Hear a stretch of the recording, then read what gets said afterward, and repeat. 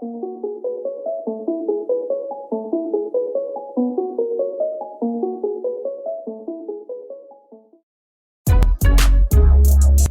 people reviews stuff.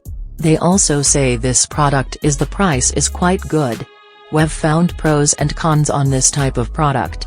But overall, it's a supreme product and we are well recommend it.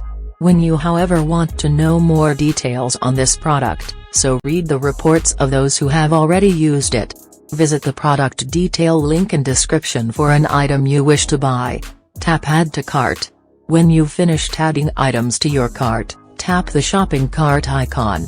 If you need to edit the items in your cart, tap save for later or delete next to the item in the cart. Tap proceed to checkout and follow the on-screen instructions.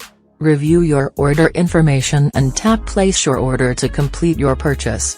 You'll see an order confirmation screen when your purchase has been completed.